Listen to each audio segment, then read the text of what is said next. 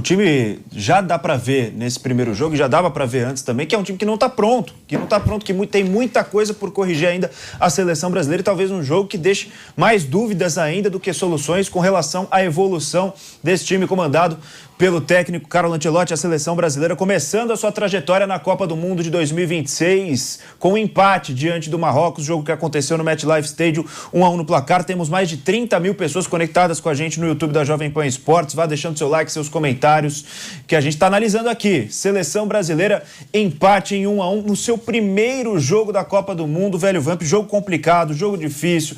Como eu falei por aqui no destaque inicial, ficou a impressão de que quem lamentou mais que o jogo acabou agora nesse segundo tempo foi o Marrocos, mais perto de sair com a vitória do que a seleção brasileira, que sobrevive nesses minutos finais contra a equipe marroquina. Velho Vamp, suas impressões sobre essa atuação da seleção brasileira à estreia na Copa do Mundo. Boa noite, Boni, Mauro, boa noite a todos, né?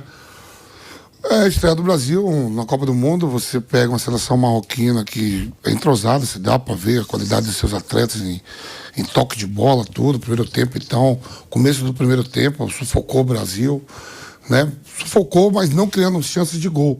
Mas o Brasil em nenhum momento ficava com essa posse de bola, né? E aí, num passe do Ibrahim Dias, que joga no Real Madrid com o Vinícius Júnior, pega a zaga aberta. Quase igual o gol que o Mbappé fez no amistoso Brasil e França. No meio da defesa. Que erra o passe, o Casemiro, a defesa aberta, olhando o jogo, né? E um belo gol, golaço. Depois o Vinícius Júnior, numa jogada individual, tira o coelho da cartola, né? No coletivo, muito distante. Eu acho até que as melhores chances, o Brasil teve até mais do que o Marrocos. O Marrocos teve muito mais posse de bola. Teve um lance, a melhor oportunidade foi no segundo tempo, num lance de lateral, que o Brasil bateu rápido, e o Igor Thiago chutou. A transmissão até perde o lance. Perde o lance. Teve aquela bola cruzada do Bruno Guimarães, que o Mauro falou aqui, o Rafinha chega atrasado. Um chute do Rafinha também. Na seleção marroquina, no finalzinho do jogo ali, teve aquele chute que me parecia até que a bola ia pra fora, você vai tentar defender, quase saiu um cor ali. Se você pegar o contexto todo do jogo, pelo que o Marrocos produziu em termos de qualidade, de posse de bola, tranquilo, acho que a equipe marroquina até quando deu assim 30 minutos, 35 do segundo tempo, já queria um empate mesmo, né? Um ponto.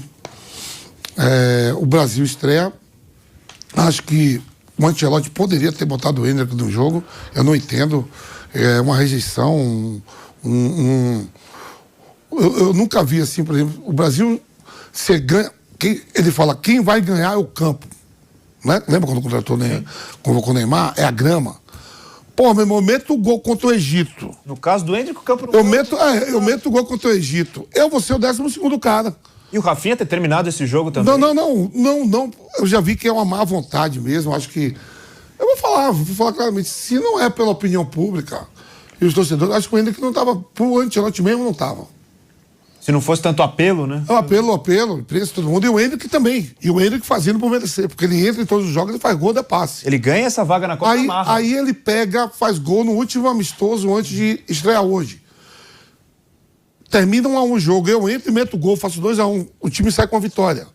Foi assim contra a Inglaterra, foi assim contra a Espanha, foi assim contra o México. O que é que eu preciso fazer mais?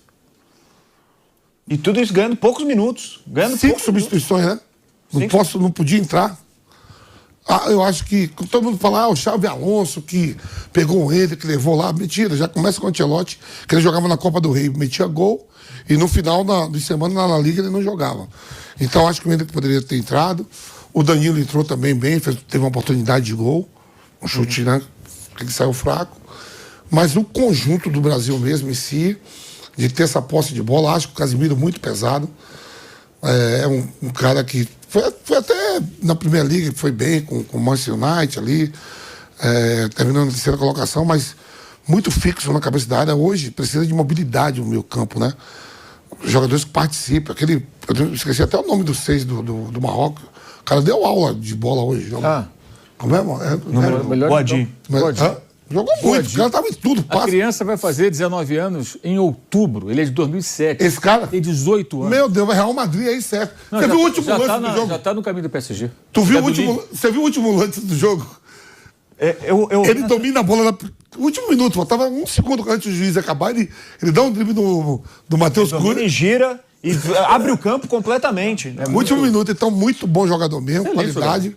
Qualidade, 19 anos aí, ó. Essa mobilidade... 18 anos. 18 anos. Aí. Eu ouvi na transmissão, ele jogou a base inteira pela seleção da França, é isso, né? Eu acho que no Lille, eu acho que ele é atleta do Lille. Ele tá no Lille. Tá no Lille, né? Também, e agora ele optou jogar para o Marrocos. Mas muita qualidade. Muita qualidade. Quase todos eles nasceram em outros países, né? Tem vários jogadores nessa situação, né? Sim, jogou demais. Eu acho que só a Arábia Saudita tem todos os atletas nascidos na Arábia. E Curaçao, que só tem um que nasceu em Curaçao. Mas assim, precisa melhorar muito. Se você pega um time com o Marrocos, que tem a posse de bola e com poder de fogo, e dentro dessa Copa tem isso. Obrigado. Você tem a França, que tem posse de bola e poder de fogo. Portugal com Vitinha, João Neves, aquele meio campo de Portugal, o Brasil poderia ter tomado um estrago pior. É que o poder de fogo do Marrocos, de chances de gol, não é igual à seleção francesa, espanhola, mas a posse de bola deles foi muito grande. Ô Vamp, a gente está falando dessa situação e concordo muito com o Mauro, não é um jogador ou outro que vai mudar o cenário da seleção brasileira, o conjunto todo muito ruim, o Brasil muito pobre de ideias, muita dificuldade para a saída de bola, o meio-campo hoje da seleção brasileira, especialmente no primeiro tempo, completamente dominado. O que tem mais influência nesse jogo? É o esquema? É o meio de campo que não está bem formado? São os jogadores, as peças escolhidas pelo técnico Ancelotti? O que faz o esquema da seleção brasileira não dar certo nesse momento na estreia da Copa e, claro, nos últimos testes que vieram também antes do início do Mundial? Fora isso, Bom, você tem que ver todo o cenário, não só de um jogo só, no cenário no geral, cenário mundial. Você pega a Copa do Mundo de 2022, o Brasil não ganha de Camarões. O Tite tirou todo mundo, mas mesmo assim, os reservas são todos jogadores que jogam em times grandes da Europa. Já não ganhou de Camarões, já não, nos amistosos agora, perdeu para o Marrocos, né? Hoje empatou. Quer dizer, até na hora do jogo eu pedi lá para o Pedro, me mostra onde jogam os jogadores marroquinos aí, quais times eles jogam na Europa. Quem joga no time maior joga no Manchester United, que está tentando retomar aquele poder de fogo que era, né? O clube respeitadíssimo de títulos lá, quando tinha o Ferguson. Né? Jogador ali jogando Fulham, joga no Girona. E se você pega o ataque da seleção, é um do Real Madrid, um do Barcelona, se esperava mais, não individual, o coletivo, como a gente falou. O Vinícius Júnior tira ali, o atacante vai estar ali, tem que fazer aquilo mesmo. Mas produzir jogada para que esses caras fiquem no mano com alguém. Sabe qual foi a melhor jogada no segundo tempo? Um lateral que o Marrocos comeu mosca, que até a imagem não pegou. Né? Sim, que é a finalização do câmera, comeram O cara bateu rápido, o Douglas Santos bateu rápido e o Igor Thiago chutou e o Bono pegou fez a defesa. Mas o lance, se você vê do segundo tempo, foi esse aí. Teve o chute do Danilo, teve o chute do Rafinha. Mas, assim, que foi mesmo com violência no gol, foi esse lance. Que foi de um lateral. Que chega em condição de finalizar. De um lateral que os caras pegou a bola e bateu rápido, né? Tanto que a imagem nem pegou. A imagem pegou só o replay. Então, o conjunto do jogador, saber onde está o outro, tudo. Ou dar essa chance, dar esse... Viu o Casemiro muito lento, na cabeça da área, né? Até brinquei assim, digo, quando sai o Casemiro e o Ibañez, porque tem cartão amarelo, tá arriscado você botar, entrou o Fabinho e o Danilo, né? Que normalmente começou na reserva. E se toma o cartão com 1 minuto de jogo, no segundo tempo? Corre isso. Sim. Às vezes você tira o cara que é o titular, fala, não vou deixar esse cara sob risco porque tomou o cartão. Aí você bota o outro reserva e no primeiro lance o cara toma. Que eu acho que a leitura foi até de que o meio-campo do Marrocos estava tocando tão rápido que o que sobraria, no caso, era falta para parar. Então. E aí você coloca o Casemiro, que tem uma propensão a tomar cartão. Então. Você toma o segundo ali, aí acaba. Sai 2 jogadores que começam de titulares por causa de cartão amarelo. Eu vi a substituição, na minha visão, nesse sentido. Não foi porque vou botar porque vai dar mais qualidade, o time vai ficar mais ágil, mais com mobilidade. Não, acho que os dois foram substituídos só por causa do cartão amarelo. Apesar de o Ibanez ter feito uma partida bem fraca. Mas você viu que o Ibanez ficou isolado? Sim. Ele fica isolado do lado. Que as jogadas, lógico, vão buscar sempre o Vinícius Júnior. E o Rafinha já não estava mais por aquele lado, o Rafinha estava indo mais pelo meio. Eu achei até o Ibanez isolado. Quando ele tentou sair várias vezes, não tem um cacoete de lateral, acabava errando. Tanto que no erro ele volta e faz a falta e toma o cartão amarelo. Mas eu senti ele bem nervoso também, o Ibanez. Muita decisão errada, aí quando começa a errar já não arrisca mais. O Brasil começa a errar com o Ibanez e o Paquetá muito na saída de bola. 3 lances. Tanto que o gol sai numa perda de posse do Paquetá. 3 lances seguidos. O Paquetá já tinha errado uma. Já tinha errado. Olha, dá pra dizer até que saiu no lucro. Meu caro Boni, a gente viu hoje um duelo, na minha avaliação, entre um time organizado, compactado, de futebol de aproximação, como muito bem disse o Vampeta, se tivesse um pouquinho mais de poder de fogo no ataque, de finalização, o Brasil infelizmente não sairia com esse empate, que pode comemorar, porque os primeiros 20, 25 minutos foram desesperadores. Bola queimando no pé dos jogadores do Brasil, meio de campo todo desarranjado, desarrumado. Então tivemos hoje um duelo entre um time compactado, que já joga há muito tempo junto, de aproximação, de toque de bola, de mobilidade, contra um time muito engessado, muito aterrado, muito compactado no sentido de parado, né? De fixado no campo. E aí, a gente, graças a Deus, tem um jogador do talento do Vini Júnior. O gol foi um achado, pelo todo produzido pela seleção brasileira. Acho que foi na base do individualismo, não foi na base da coletividade, e o resultado de hoje, viu, Boni, só reforça aquela minha preocupação e aquela crença ou descrença na campanha do Brasil nessa Copa do Mundo de 2026. Vou cunhar mais uma vez, vou sublinhar e enaltecer. O Brasil foi fazer turismo na Copa do Mundo dos Estados Unidos, México e Canadá. Com esse futebol, infelizmente, não vamos a lugar nenhum. E tem um detalhe, é preciso ter uma concepção, uma consciência de que a geração não é boa, alguns bons jogadores ficaram de fora, e é preciso entender que nessas condições, com essas variáveis, você precisa montar um time, eu não digo retrancado, mas mais compactado, um meio de campo mais pegador, mais mordedor, guardado as devidas proporções, viu, Vampeta? Parecido com aquele de 1994, em que o meio de campo era para ter o Raí como cérebro, como o apoiador e como armador da equipe. Não deu certo, Parreira e Zagallo então decidiram colocar o Mazinho, que era ala, no meio de campo. O meio de campo ficou forte, ficou parrudo, ficou robustecido, com Dunga, Mauro Silva, Mazinho e Zinho, e largou lá na frente a responsabilidade para 2 craques que hoje nós não temos, Romário e Bebeto. Quem é o nosso craque lá da frente é o Vini Júnior. E aquela seleção também tinha apoiadores, tinha alas, e dessa vez, infelizmente, não temos nem pela esquerda, nem pela direita. Então, acho que o futebol brasileiro, se quiser um pouquinho ir mais longe nessa Copa do Mundo, tem que ter a consciência das suas restrições e de suas limitações. Bota 4 no meio de campo. Eu defendia 3 quando ele estava jogando com 2. Já estou achando que o melhor é jogar com 4. Vini Júnior e mais um na frente. E tem que parar com esse pré-conceito com o Endrick. Essa relação do Endrick com o Ancelotti, do Ancelotti com o Endrick, tem que ser pavimentada. A ponte tem que ser construída, porque o Igor Thiago já mostrou que, enfim, foi premiado. Tirou o bilhete grande indo para a Copa do Mundo. O Rafinha não pode jogar como homem de referência na frente.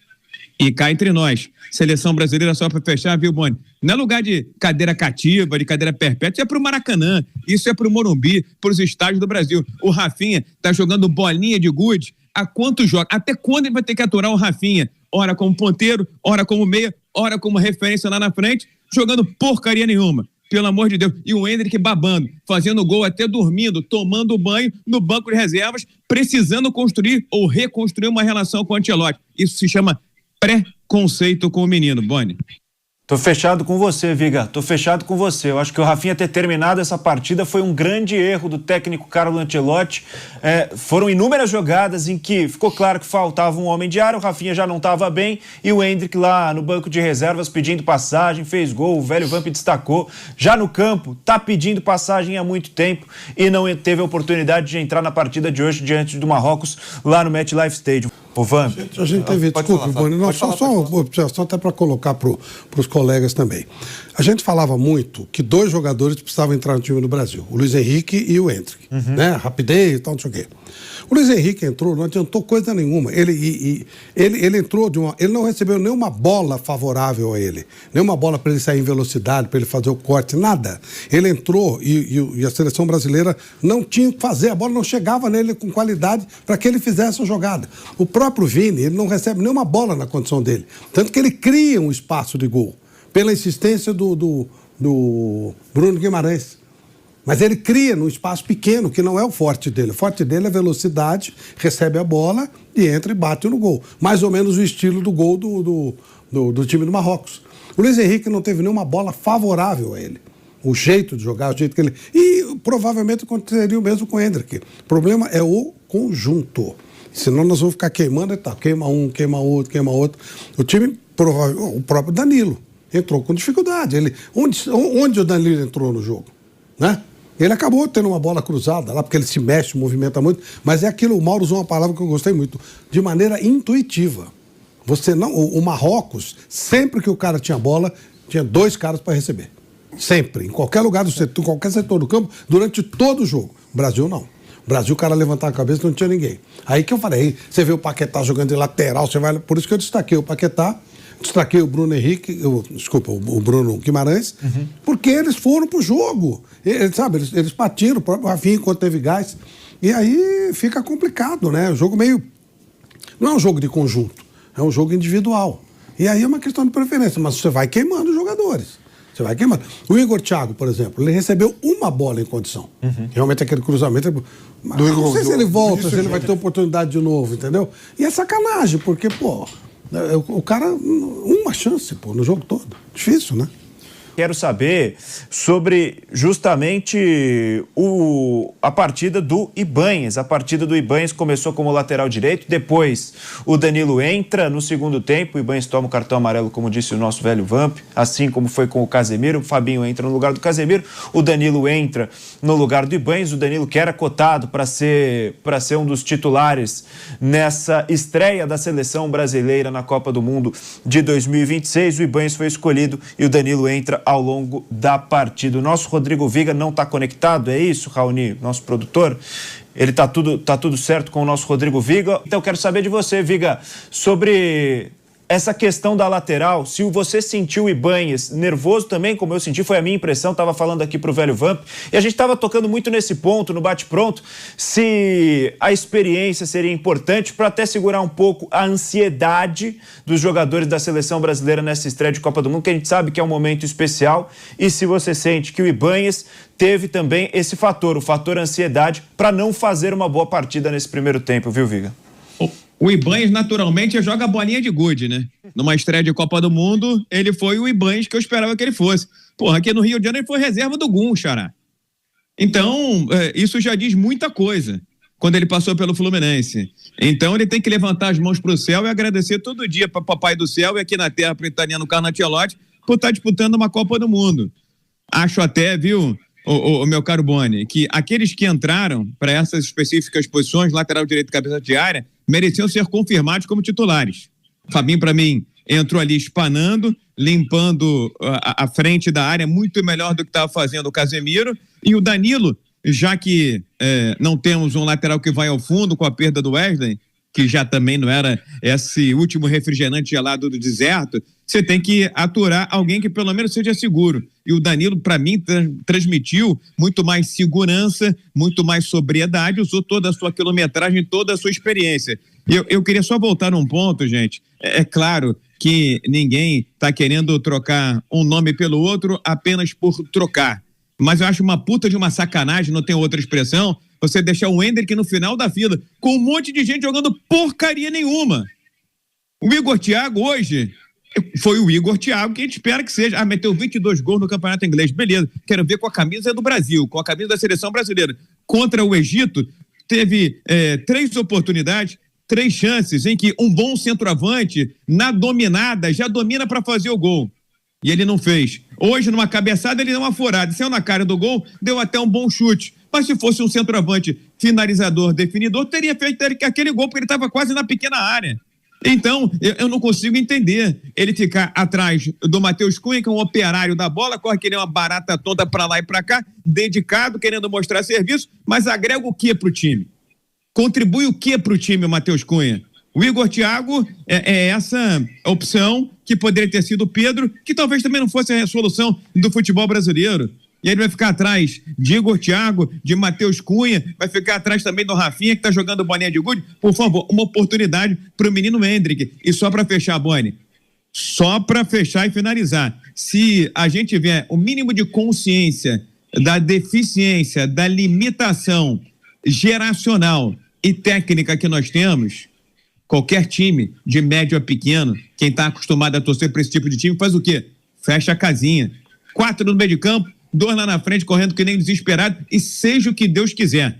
Então, essa é a melhor formação, na minha concepção, se quiserem sonhar com alguma coisa. O que é alguma coisa? 8ª e 4ª. Se não, arma a malinha e volta para casa.